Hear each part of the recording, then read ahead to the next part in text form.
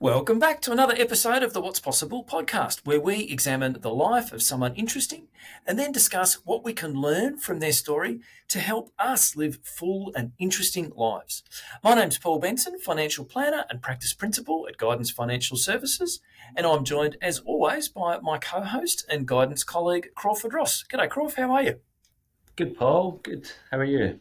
Yeah, good. Yeah, excited to get back into it. Now, Crawford, we've had a few people ask, who is this mystery man with the sexy accent? So before we jump into this week's episode, how about you fill in the listeners a little bit? Now, professionally, of course, you've worked in financial services in various roles for 20-odd years, but tell us a bit about how you come to be in Australia with that magnificent accent of yours. Thanks, Paul. I appreciate the endorsement. I've been with my Australian wife now for over 17 years, so I think the novelty's worn off there. So it's nice to have a new audience. Yeah, really appreciate that. But well, the accent's a bit of a giveaway. So surprisingly, I was actually born here. I was born in Melbourne. I'm very proud of that. Parents moved for them back to Scotland when I was young, hence the accent. So look, I spent my formative years growing up there, but originally actually trained to be an economist and decided when I was young that Scottish agricultural policy and spreadsheets weren't really my thing, and I was a young I'm shocked. guy. I know, so I made the life-changing decision to come to Melbourne, had family here where I met my now wife, and yeah, very, very different story from then. So like you alluded to, career-wise, it's always been close to financial services in a few different ways, so through research roles, business development and some consulting roles latterly, and in the investment management space. So I always had one foot in that camp, but I think one thing that was really lucky to do, and hence the reason we're here, is got access to a lot of really, really good financial advisors and financial planning and wealth firms like Guidance. And as I got a little bit older and a little bit wiser, I sort of really started to join the dots and see the value that you create for everyday Australians and the importance of advice. And it was really something that drew me into the industry. So for the last couple of years, I've been on my own journey as a financial planner, and this is just a little part of that story. So really, really pleased to be here, Paul. Thanks for having me. Good stuff. Well, thank you for sharing, and fantastic to have you on board here at Guidance. Now, actually, we should just mention too, Croft, because you've got a new blog out called The Dash. Perhaps, there'll be within the show notes. There'll be a link so that you guys can check that out. But just very quickly, Croft, what's The Dash about? Yeah, well, it's in its infancy, so all feedback welcome and all suggestions. But at its heart, I'm in the enviable position of getting paid to essentially read all the latest financial news and books and commentary, if that floats your boat. So our readers don't have to, but it's really just another way for us to share the most important stuff with you as we see. So it'll have a focus on financial planning, of course. That's what we do. And the type of evidence-based investing that we offer at Guidance will be a real core feature within it. But, also a bit of fun here and there. So again, feedback, suggestions, it's a work in progress, but really, really keen to get out there and engage. So Yeah, no, good stuff. I like it. And looking forward to it as you develop that. So as I say, note in the show notes, we'll mention it later on as well, but do check that out. All right, well, look, let's jump into this week's episode, which I'm really excited about. We're going to take a look at YouTube sensation Mr. Beast. The first two episodes were on dead old guys, so I want to change things up a bit this week, and so we're going creative and we're going young. What do you know about Mr. Beast, Croft? I'll be honest, given that I just told you I spend all my time online reading financial news and blogs, and if it doesn't have a Fed rate or an inflation number in it, I probably missed it for a while. So intentionally don't know much about Mr. Beast. I did ask a teenage nephew of mine who he was and what he knew about him, and his reaction was, "Oh, the guy that gives away lots of money," and that was it. So that is as far as my knowledge goes, and I'm ready to be educated. Perfect. All right. Well, that sounds like a good place to be. I'm sure there'll be plenty of listeners that'll be similarly unfamiliar with Mr. Beast. So, look, let's dive in, talk about his story, and then, as usual, you and I can dig into what lessons we can draw. All right, let's get going, guys. Mr. Beast, here we go. All right. So, Mr. Beast, his full name is James Stephen Donaldson, and occasionally in videos, people call him Jimmy. I guess James, Jimmy, makes sense. But in any event, he's better known as Mr. Beast, and he's a prominent American YouTuber. He's also a philanthropist, and certainly as part of his YouTube work, an entrepreneur. Born on the 7th of May 1998, so he's only 26 years old, quite young. Born in Kansas, although I get the impression he didn't stay there for very long. But certainly it's no exaggeration to say that he has become one of the most influential digital creators of his generation. He grew up in North Carolina and attended Greenville Christian Academy, graduating in 2016. Now, that has some significance because some of the research that I've done, he did early on get some criticism for some homophobic type remarks. And he has subsequently sort of apologised and he just reflected on the fact that they were when he started very young, we'll get into in a sec, but they were sort of when he was 14, 15, 16 years of age. And with the upbringing that he had, it was a pretty homophobic upbringing. And at that age, he just didn't know any better. But he's acknowledged that with a little bit more age, and as I say, he's only 26 now, but nevertheless, he's seen seen the difference of opinion there, and I guess the error of his ways. But it's interesting, and it's just a little bit informative. Interestingly, he started YouTubing at the age of only 13, which is 2011. And he initially started posting videos under the username MrBeast6000. It's one of those, Gorf, if you come across it, I'm thinking of one person in particular where they give themselves some weird online name when they're 13 and then they get into adulthood, but they're kind of stuck with it. And I think that's what's happened with Mr. Beast. Have you come across that? There's a few Hotmail email addresses that I think we'd rather sort of miss the time, yeah. People would rather bury. But yeah, in his case, he built an audience, so he's kind of what he chose at 13 years of age, he's stuck with to this day. His early content consisted primarily of video game commentaries, and we've probably all seen those. I've seen our kids watch them. I don't understand the attraction, but anyway, some people seem to, watching other people play video games and talk about it. But anyway, it's a genre that seems to attract eyeballs. He also had reaction videos and other sort of humorous compilations. It seems like he kind of chucked a lot of different things against the wall and saw what stuck. So he kicked off, as I say, 13 years old, 2011, and that would have been fairly early days for YouTube. I'm not sure quite how long YouTube would have been going at that point, but he was certainly an early adopter. He really started to get going from about 2017. So he'd been trying things out for 6 years. So it's one of those classic, overnight success, but actually there's tons of years that have gone in before that. But in 2017, so a series of his videos went viral rather, and they were focused on extreme challenges, sometimes philanthropy and elaborate stunts. So early videos, he had one where he counted to 100,000 and it took him 40 hours to complete, which doesn't sound all that entertaining to watch, but sorry. I need to get my head around that. That's I know. It's interesting. But anyway, apparently it went viral. Then he did 24 hours underwater. He did being buried alive for 50 hours. Man, that would freak me out. There's no way I'd be signing up for that. Yeah. And surviving on a desert island. I have seen the clip for that. YouTube's tried to coax me to watch that one, but I haven't gotten to that one. But then his big sort of unlock came, one of the first episodes of this sort of genre, was donating $100,000 to random people. And this seemed to really kick him off. He got onto a particular type of video that really just consisted of him going around and giving away stuff, giving away cash, giving away cars, this sort of stuff, and then filming people's reactions. And, that seems to have been the real unlock. These days he's got quite a few channels, but his main channel is the number one subscribed channel on YouTube. It currently has 304 million subscribers. He's got several other channels. He's still got the video game review channel. He's got another one called Beast Reacts, and they're important because the content on those channels is quite cheap to make, whereas the main Mr. Beast one is not. We'll dig into that shortly. And so there's a bit of sort of cross-subsidisation that happens across those. He's also got a channel that's dedicated to philanthropy, which, again, we'll dig into later because that's a big piece of it. As of last year, he's reported to have had 250 staff. So you think of YouTube and you think of people, in their lounge room in their pajamas knocking stuff together. This is not where he's at this point, right? 250 staff. That includes writers, editors, producers.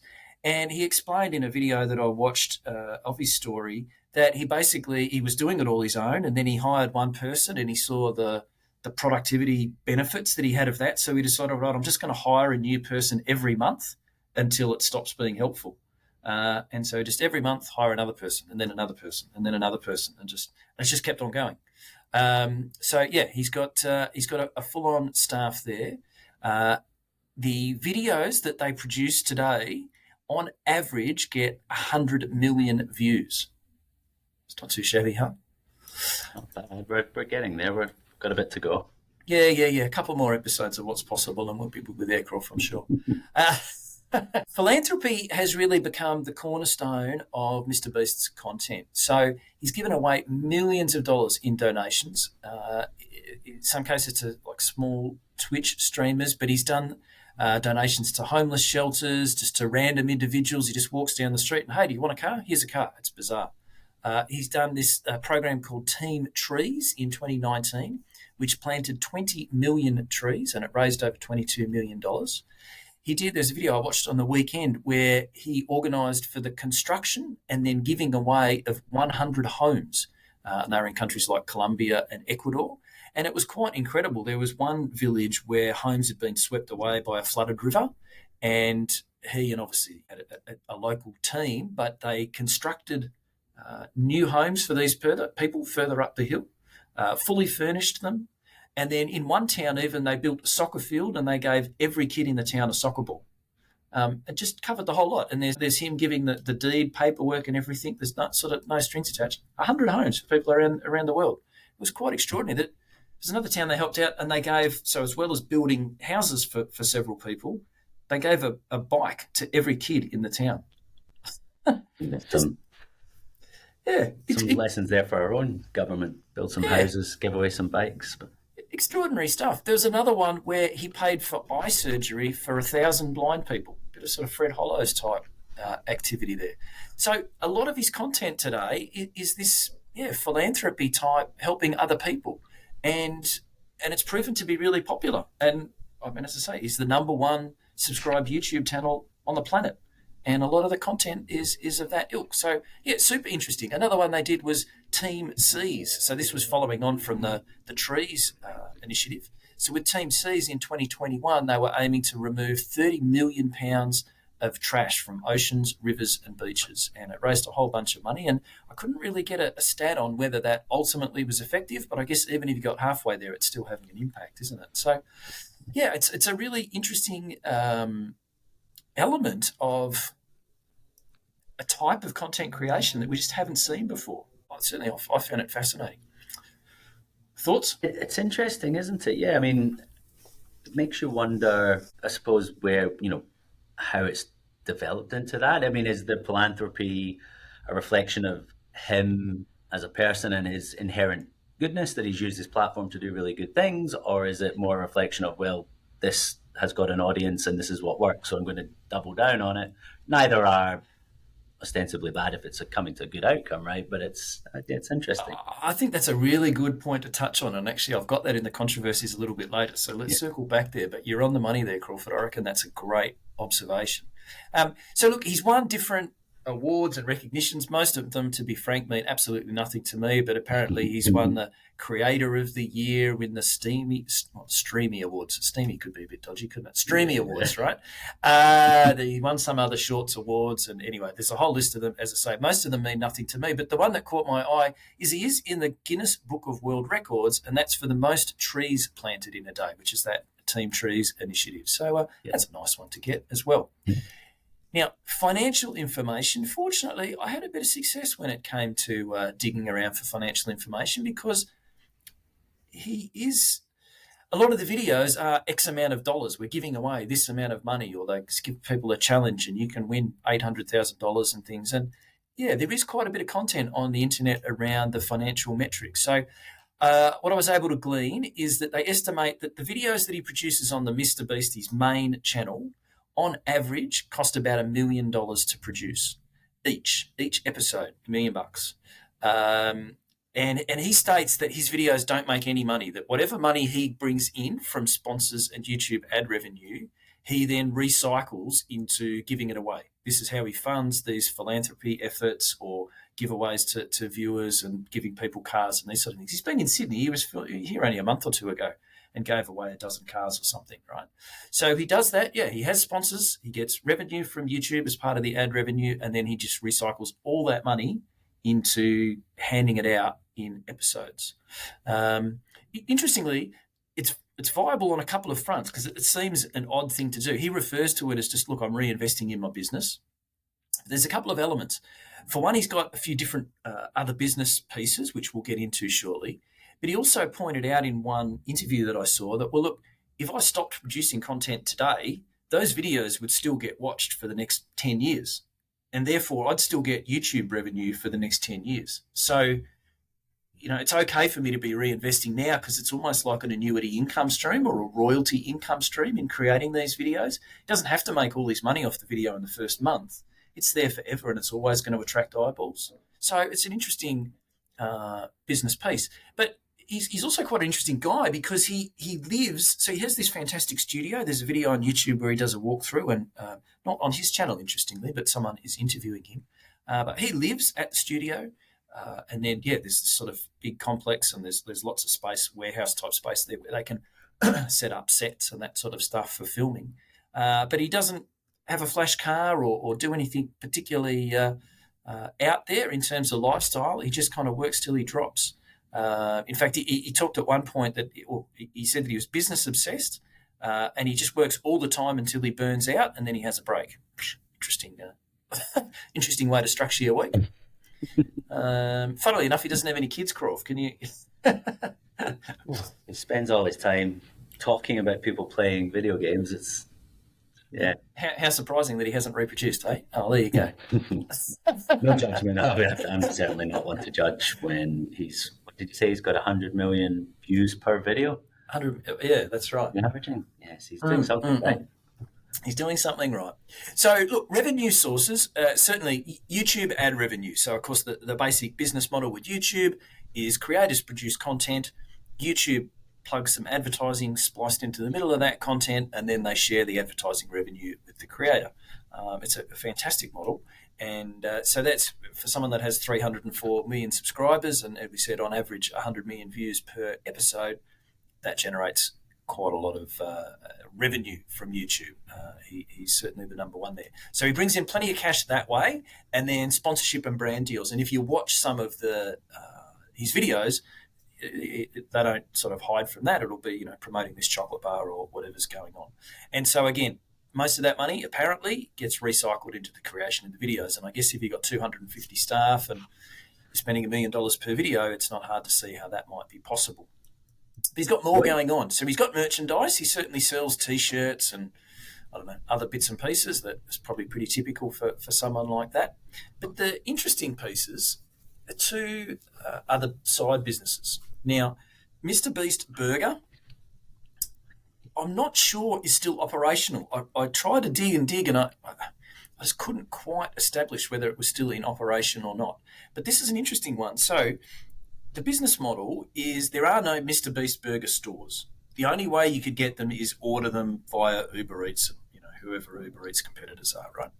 So, and what happened is they organised, it's called a virtual restaurant chain. So all sorts of burger joints all around America could sort of sign up and say, yep, we'll supply Mr. Beast burgers. And obviously they were given a recipe and here's what had to be in a Mr. Beast burger. And then someone in Chicago could use their Uber Eats app and order a Mr. Beast burger, and their local burger joint, whoever sort of signed up to be a supplier, would create the Mr. Beast burger and on its way and deliver it, right? So it was a very good low capital business model. He did it in partnership. I don't think I got down the name of the company that he did it in partnership with. But anyway, he did that. And initially it went really well because it was during COVID and everyone was stuck at home. So there's plenty of Uber Eats, right? But apparently it's had more difficulty since. There was lots of issues around inconsistency of the product, which I think is just a basic flaw in this business model, right? What the burger bloke in Chicago thinks it's supposed to look like versus what the guy in Los Angeles thinks it should look like, not the same thing, right? So the product was inconsistent. there were certainly quality issues there. So, yeah, as I say, either it's no longer operational, or if it is, it's not firing on all cylinders anyway. There was even some suggestion about some legal disputes between the partners too. So, Mr. Beast Burger was certainly his first kind of attempt to leverage his fame through the content creation and do something different. And from what I gathered, he learned a lot from that, because the one that he's really into now, and just having watched a couple of his recent videos, I can attest to this. His focus now is on something called Feastables, which is a chocolate bar. And that's smart, right? Because now he can manufacture those and he can ensure product consistency and product quality. And they've got all sorts of flavours, peanut butter flavour and plain chocolate. I don't know what else, but there was half a dozen of them. And that's been good fun. And there was an excerpt that I got where he asked Twitter fans to help clean up the presentation of Feastables displays on store shelves. And he suggested that they obscure competing products. He offered fans entry into a $5,000 raffle if they provided proof that they helped out in trying to make the Feastables displays look good in the shops. And he got a bit of criticism for that, for exploiting fans for unpaid labour. But I don't know. It's a nice touch. Some criticism from the lawyers of some of his competitors, I'd imagine. Probably. But it's interesting that approach has been replicated. I don't know if you've seen in recent days, Croft, but the Inspired Unemployed, who are some YouTubers, Aussie YouTubers, comedians, and they did a deal with Better Beer and put out a Better Beer product. Saw that. And I think they own 42% of it or something at one point, but it's hard to follow all the machinations there. But it's exactly the same business proposition, right? Build an audience as a content creator, and they are on YouTube as well, and then back that into a real-life product and make your money off the real-life product, so that the revenue that you generate from your YouTube content can actually just feed back into creating more great content. So it's following the Mr. Beast rulebook, replicating the Mr. Beast rulebook here in Australia. So yeah, did you come across that piece much? I've seen the Inspired Unemployed, and I knew that, but I think reading between the lines here, Paul, what you're saying is that we're actually in the market for a sponsor.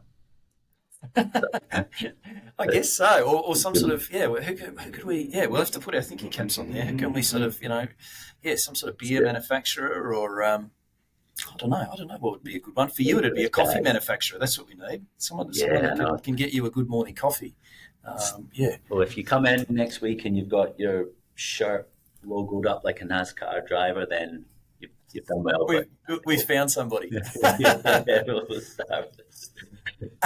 So the financial stuff also had a bit of success in trying to figure out what Mr. Beast is worth, because conveniently, and I referenced this before, that's right, I forgot where I had this bit saved. In 2024, earlier this year, there was a court case about the Mr. Beast burgers stuff. And as part of that, there was an organisational chart and there was various bits and pieces, financial numbers included as part of the court submission. So that gave us all a bit of a look in. And at that time, so it said that in 2023, Mr. Beast's empire generated $223 million worth of revenue. And as of February 2024, it was on track to generate $700 million worth of revenue this year. Annual revenue, wow. 700 mil, apparently. It's on target to do this year. Now, as a consequence of generating that much revenue, this particular article therefore determined that, right, well, if he was to sell that business, then that would imply that he is a billionaire. And the really interesting thing about that, so he's a billionaire at 26 years of age. Now, there are only how did this one go together? So it made him the 8th youngest billionaire in the world. However, so there's only 16 billionaires who are under 30 years of age. But significantly, he's the only one who hasn't inherited that. He's the only one to have done it himself. So the other 15 billionaires, it's all just mum or dad handed it on to him. It's a lot of hard work. But and I didn't get the impression from the videos that I watched and the content that I consumed that trying to be a billionaire was his motivator. Because if it was, I can't imagine that he'd be just giving away all this money to make videos. Well, as much as it's proven to be a success story, but you don't know that initially when you're just giving away bucket loads of cash, right? Sorry, Croft, you were about to say? No, I think that's where we're showing our age because that's the whole point, right? If you tell your audience, I want to be rich, they're going to tell you, you're cancelled, you're gone. So Yeah. he's smarter than that. He's Yeah, looking yeah, under the yeah. dust, Paul. That's, Yeah, true enough. True enough. We're too black and white and old fashioned, aren't we? All right. Some common criticisms. Now, he's had a few. Most of them, to me, don't hold a lot of teeth. There's you get some criticism about excessive spending, and I sort of get that. And to be honest, initially when I watched a couple of his videos, they didn't really do much for me. And I guess this was kind of it. But it promotes excessive spending, materialism, potentially fostering unrealistic expectations among his younger audience. Yeah, I see some validity in that. Don't think it's a big one. Even weaker, there's some environmental concerns. While his philanthropic, man, that's a tough word to say. Philanthropic efforts like Team Trees and Team Seas have been praised. Some environmentalists question the long-term impact and sustainability of these initiatives. I don't know, Croft. To me, it's better to have had a go and done something than done nothing, right? What are thoughts? it's really fascinating, isn't it? Because, yeah, I think at the heart of it, I mean, it's a personal brand issue. And this, not an issue, but, these criticisms will always come looking at it retrospectively, but the question's more around the authenticity of what he's doing because people are obviously watching it. So he's got the right secret sauce for the medium and the audience that he's connecting with, and they're obviously engaging with it. But something resonates, so it's easy to be judgmental and say, "Oh, it's not philanthropic enough," or it's there are negative externalities, and to me, and I'm not his target audience, clearly, it sounds like it would be a little bit insincere, from some of the things like money to people in the street for views, but is the outcome positive versus another way? I don't know the tone of how it's coming across. But that's a great point you raise, and the term that really captures that and that comes up as a criticism is charity porn. Yeah. And you do. It was interesting watching this one where he was giving away the homes because whilst there were clearly families there, as I say, in a couple of instances their homes had been washed away, but in other instances they just had sort of shanties and really the living conditions were very poor. And he's, here you go, here's your new home. And unquestionably it's a great result. The families are very happy, but they did have a camera shoved in their face. And it's kind of, well, here's a home, but only if you let us film you and film your reaction. And I did feel a little uncomfortable. My conclusion was I felt this was a good result, but the charity porn piece, there is a degree of discomfort. And yeah, as I say, some of those early episodes I watched where they're just giving some dudes, hey, here's the Lamborghini, and the guy's, what? I was just going to the milk bar to buy bread. And it just seems weird, and you just kind of think it's odd. But to your point, he's unlocked a form of content that no one else has thought of before, and it's killing it. But yeah, the charity and the philanthropy element, unquestionably, there's good, and the way the good happens, or it's funded by producing video content that then gets lots of eyeballs and enables the philanthropy. I guess the thing to unpick is the motivation coming from wanting to help people, or is the motivation coming from wanting to grow the channel and get more eyeballs up? Yeah. I mean, I suppose there's another way to look at it, right? Where, yeah, there seems like an insincerity to it, but it's very transparent. And it's very much designed. It's like there's an entertainment value to this. I mean, that's always been there. Talk about Jerry Springer back in the 90s, showing our age, or, the Jeremy Kyle if you're from the UK, but is that any better or worse than the behavior of corporates these days anyway, which will pretend to have high purpose causes, and there's a lot of purpose driven marketing out there, and if you really unpack it, a lot of it is just ostensibly bullshit, excuse my language, but it's dressed up as a good cause, whereas this is quite clearly responding to, the question's more about what is it in the psyche of the audience that makes it drawn to this type of content rather than the person producing it, who's quite clearly making a ton of money out of it. Yeah, yeah.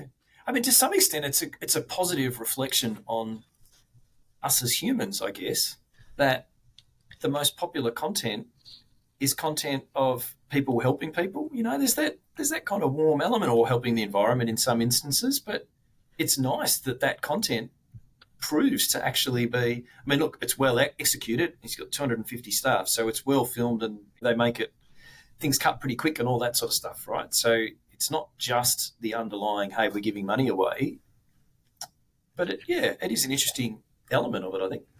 Yeah.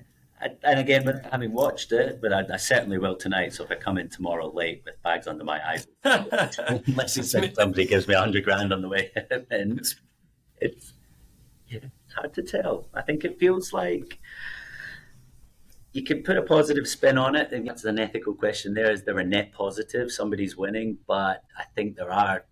Let's not get all Freudian and on the couch about it, but it does raise a lot of questions for me, certainly in terms of, because again, putting the business hat on for a moment, very, very shrewd, very of his time with test and learn. He's A/B tested everything. He's found what works. So he's responding to a market need. He is as stripped down and pure a capitalist and businessman as you can get, right? And that's essentially what his story is all about. Now, yeah, I'm not saying it and necessarily saying it's a negative thing, but it's an interesting one. There's a lot more questions. I'm going to give him a watch now. Well, let's round this story out and get into our discussion points. So, look, Jimmy Donaldson, aka Mr. Beast, he certainly made a significant impact on the world of digital content creation and philanthropy. His innovative videos, extreme challenges, generous donations have garnered a massive following and substantial financial success. And despite facing criticism, his influence and his contributions to various causes continue to be recognised and celebrated. And at only 26 years of age, you've got to imagine that he's got plenty more yet to do. So, it's an interesting element. His journey from small-time YouTuber to a global digital icon exemplifies the power of creativity, innovation, and philanthropy in the digital age. And even it's just interesting that those three words should be put together in the one sentence. So, look, that's Mr. Beast, Croft. Let's have a bit of a chat about how that might be relevant to you, me, and all the listeners. Do you want to maybe hit us off with one of our discussion points? Yeah, thank you, Paul. It is a really, really interesting one, and I'm going to certainly spend a lot of time digesting it and trying to get to the bottom, because I'm really curious now. But I'm interested, obviously, first of all, as we do every week, rather my own views on it. Why he is inspiring to you, and what about his story that resonated. Well, as I say, it's just wrestling with the degree of impact, how he's achieved that impact, which is novel. No one's done it before, and to do it, like I love the element of the YouTube channel in that people can be creative, can put stuff out on YouTube. There's really no barrier to entry. YouTube doesn't say you have to do this, or you have to get this license, or you have to have this degree. Or no, create content, chuck it up on YouTube. Anyone can do it, right? And he started as an 11-year-old or 13-year-old or whatever, and he's tried and tested, and eventually he's figured out some people click on this a bit more, this type of content versus this type of content, and he's just learned, and it's just I'm just inspired. I mean, this podcast is called What's Possible. Well, who would have thought that what's possible is creating content about giving money away, and that would make you a billionaire? Like, it's counterintuitive, isn't it? I'm going to give money away. I'm going to film me giving money away, and therefore that's going to make me a huge business success. But so that's, to me, what's inspiring. It's who would have thought that was a thing? Yeah, it is really interesting. Yeah, and again, it's very viewing it in isolation. It's a real success story, right? It's I suppose. Yeah, I have to really kind of have a real think about this one. I mean, in terms of his journey, you sort of touched on it there, though. I mean, any barriers he overcame, pretty inauspicious background, upbringing to begin with. He's obviously overcome a lot of prejudicial views, which call out there. But yeah, in terms of his journey to superstardom, because it really is. Yeah, I mean, I couldn't really identify any barriers particularly. I almost think there's an inverse there, which is that he's pretty fortunate to have grown up in a Western country. It's all very well to say YouTube's accessible, but I guess it's not so accessible if you're, poor and in, I don't know, a slum in Rio or something, right? So he's fortunate to be born in a first world country where he had access to good internet, cameras, microphones, and therefore could dump into YouTube. So, uh, as I say, perhaps that's an inverse to barriers, but I think that's certainly an important enabler. Yeah, and you said he started this when he was young, so I suppose it, in terms of education, it's been more of a learn on the job Mm. of his time, right? I'm trying to get the timelines right in terms of, YouTube's been around for quite some time now, but he's obviously been in that, like I said, an early adopter. So it's like the Bill Gates story where he just so happened to have access to one of the only computers there. This is a bit more about, well, it's a very open technology. It's everybody's got access to it. He's just the one that we've seen get it right, really, really. And the, and the great thing with this stuff, and it applies to the podcast that we're creating as well, but you can get good data so you can see, oh yeah, I uploaded that video and 1,000 people watched it, and then I uploaded this video and 10,000 people watched it. Oh, well, perhaps I better do more of what was on the 10,000 one. And then, you release another 12 and one or two of those go really well. And then you learn from that and you just get better and better, which I guess would have been quite different. So, I mean, I guess in days of writing a book and things, you're still going to know how many sales. But the problem is you've got to get someone to publish your book in the first place. Whereas here, you can just publish, there's no barrier, and try it out and learn. Um, hmm. Yeah, and I guess, well, it goes into our next question, right? About how they think differently, using the lens of, well, we've chosen Mr. Beast because he is the big winner, essentially, right? And there's obviously millions and millions of young people trying the same and not having that success. So he's done something differently, or he's done it better than everyone around him. Mm. What do you think in terms of how he, utilizing the technology and the opportunity is one thing. I mean, there are a lot of people clearly trying to do that, but what is it? Yep. What's his secret sauce? Well, it really is that model of giving money away, whether it's giving money to the average man in the street or doing broader philanthropic feel-good type pieces, but that content that focuses on giving money away. Like even there was one episode I watched, right, which was what was that show they used to where people run across obstacles. It almost looks like a real life computer game. Like they run across spinning barrels and yeah, well, yeah. So there was one like that, but the deal was if the guy could complete the 5 challenges, they gave him $800,000. And apparently he tried 2 previous times on other challenges and had failed both time. And they said, right, we'll give you 1/3 go. And he did actually ultimately get through it.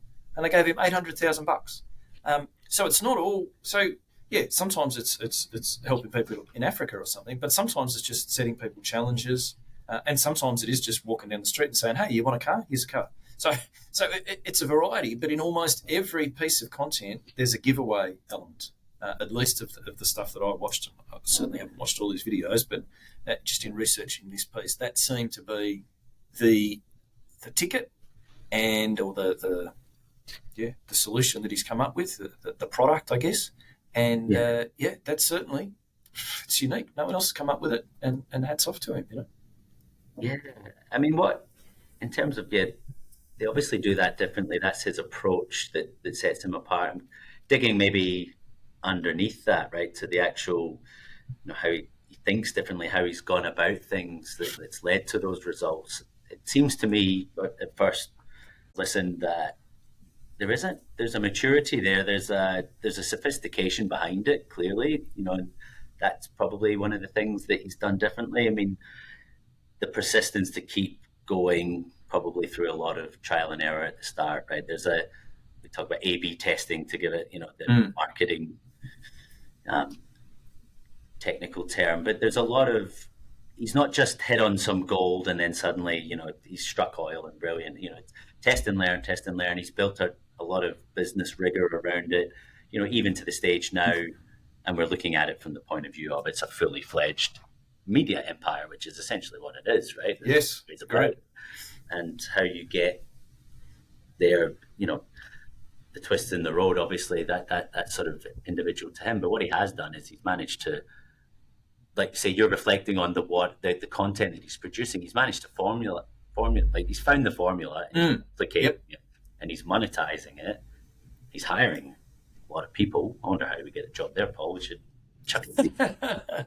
Yeah, so there's a lot of sophistication to it. I mean, certainly, at its heart, it's a story about branding and personal branding. And Yep. I don't know enough about him as a person, but we touched on, you know, homophobic remarks he's made when he's younger, but coming out and being very cognizant of that, and understanding, basically done the right thing by renouncing it, and an explanation of where it's come from. It's not necessarily about the what per se, but it's more having a level of, if you want to be positive about it, maturity and contrition. If you want to be cynical about it, then he's just clearly played the PR game. Either way, without knowing his personal motivations, which is come on to, he's very shrewd and he's played the game really well, better than anyone else, right? So.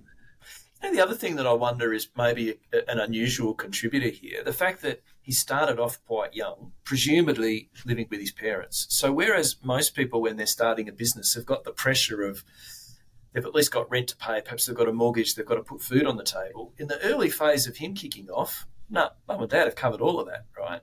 So he could, from the get-go, reinvest every dollar that comes into the business back into the business, because he had no overheads, zero overhead, like life overheads, which is not at all typical for a normal business person. So I wonder if that's maybe a contributor to his ability, because as I say, he lives at the studio, doesn't drive a flash, doesn't seem to particularly desire any material things. And I wonder if that's because this has been born from the outset as something that he was always not fighting to feed himself. What do you make of that one? Really interesting, yeah. And we want to talk about what motivates them, right? I think that's a key part of it. Yeah, I mean, it feels to me that really his motivation is around just how big can this be? It really is what's possible. What can I do here? I'm at 304 million subscribers. Can I be 1 billion subscribers? Like, just I watched a few videos, I read a few pieces on him in researching for today. That's really the gist that I got. It was sort of, well, geez, 26, I've only just got started. How far can we take this? That seems to me to be the motivation. I don't get the sense that it's particularly a financial motivation, but then again, if you took that to its purest, well, why are you stuffing around with burgers and chocolate bars, right? So maybe I'm being naive and sort of accepting the PR spin. Yeah, I mean, I suppose with this kind of thing, it's so much about personality and authenticity, and it completely goes over our hairless heads, because we're not the target age and demographic, clearly, but there has to be an element of, I suppose, like the old stage. You don't become a rock star because you want the fame and the groupies and the the party lifestyle, although I don't think modern day rock stars have that, which is a shame. But you set out because you either love the music, love the craft, and I'm sure there's a lot of it is that dopamine of the reward of people reacting to what you do. And I think at its real purest form, it sounds like that. It comes across. It's likes, it's subscribers. It's a constant feedback loop of validation, on a personal level as well as a business level. And that money, it is of a time now where you can monetize that, and that's the way it is. It's fascinating. It's a very, very modern, way of looking at it.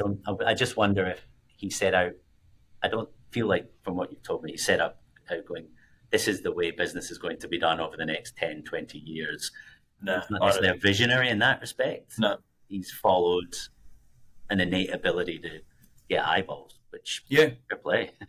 Yeah, absolutely. And I mean, we've got as one of our discussion points here around how did he make this happen financially? And I guess that circles back to YouTube as an enabler. I mean, 20 or 30 years ago, even if you had equipment that could have filmed content, how are you going to get that out to the world? and even just the internet alone isn't enough, because the internet's just this massive wilderness where nobody's going to find you either. And even YouTube without ads wouldn't work, right? It's an amazing platform that has enabled this, and so yeah, it's.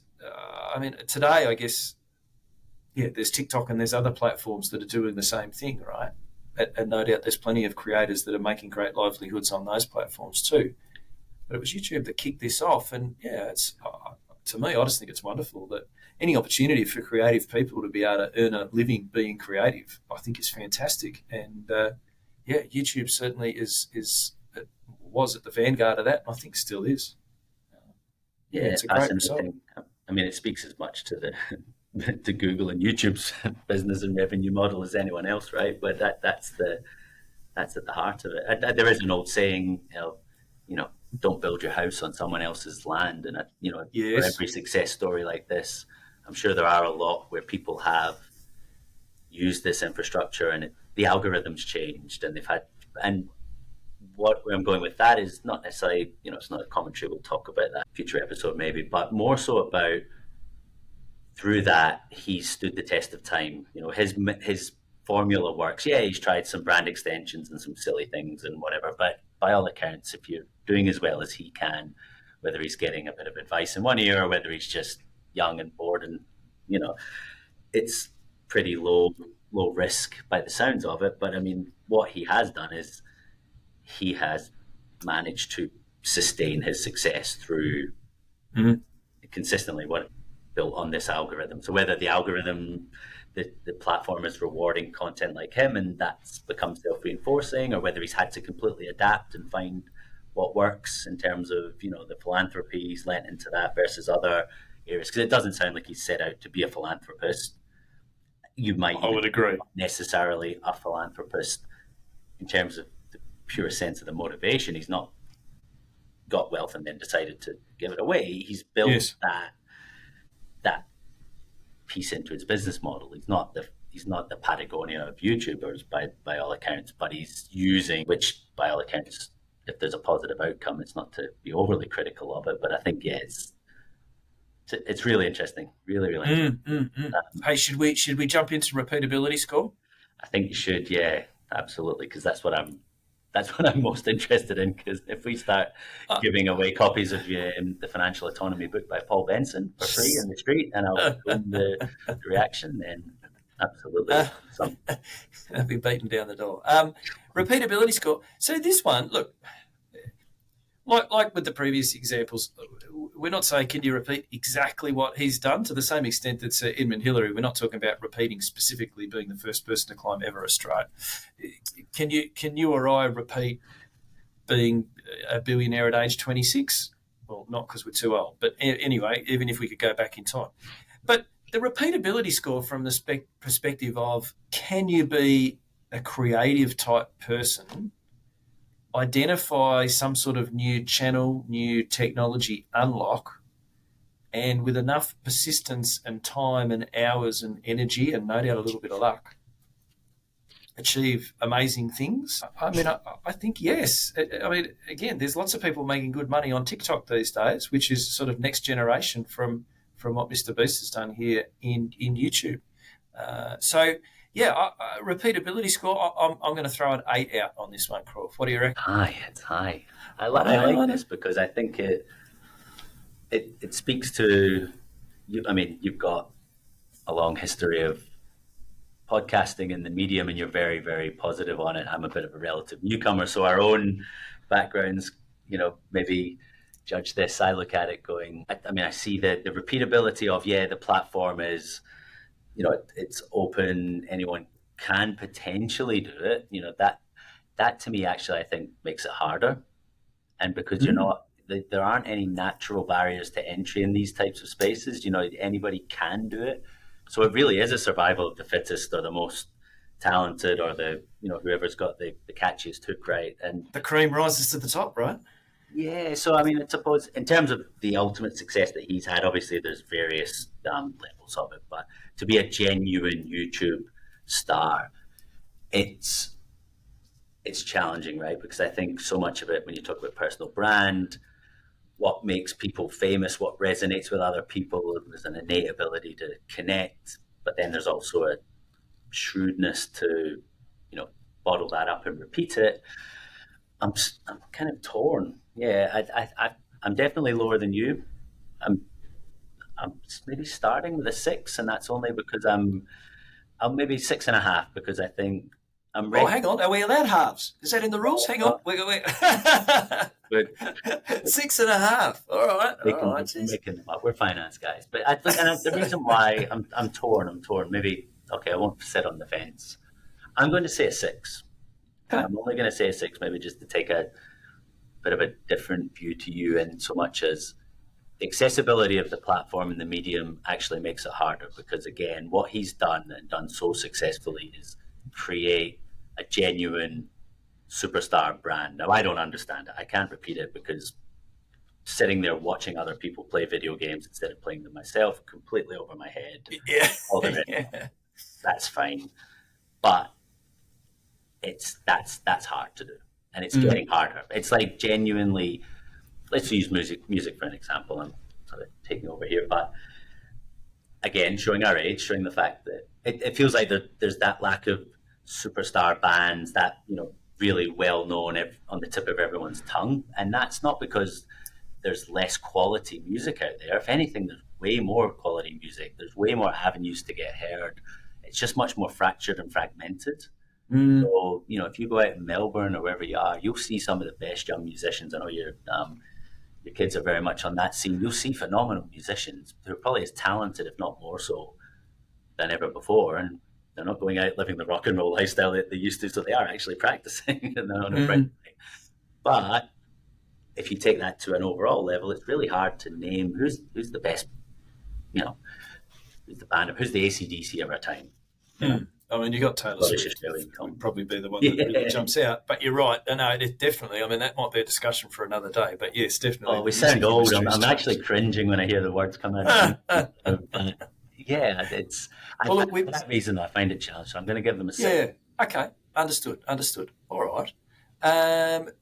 Final discussion point before we do a little bit of wrapping up here, Corv. So we've got to reflect on what can we take from this story and use in our lives. Did you find anything in this story that you think that has some applicability or something you can grab and run with?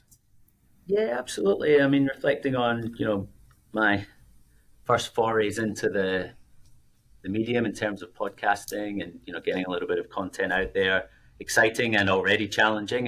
It's a couple of weeks into it. I think to take away, obviously, you've just got to get in there. You've just got to get cracking. You've got to test and learn. You've got to just keep trying things, refining it. But like I said, this is an open invitation for feedback and critique, because we're certainly experimenting along the way. But be very open to the criticism and the feedback, because that's the only way you're going to develop the product. You can't start with the end in mind. But also, it's an old adage, right? But the medium matters. So tailoring your pitch, your message for the audience you want to reach, and knowing where that audience is, and how you approach them in different ways. And that's as old as time when it comes to marketing, but it's just got a whole new spin when it comes to YouTube. Yeah. And look, that was very, very similar to my takeaways. That my observation was the learning from this story is that the best way to learn anything is just to do it, right? Have a go. It's no good studying it and reading books and, dare I say, watching YouTube videos. Mind you, listening to podcasts is the exception. Lots of value in listening to podcasts. But, generally speaking, right, have a go.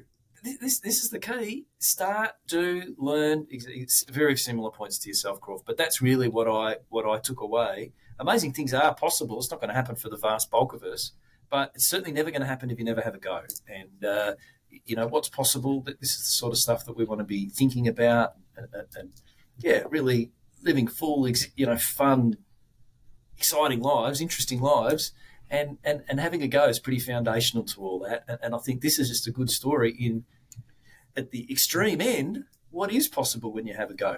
And I guess that's what really grabbed me. Well, look, Croft, Mr. Beast, that was my episode, guys. I hope you guys have enjoyed listening to it.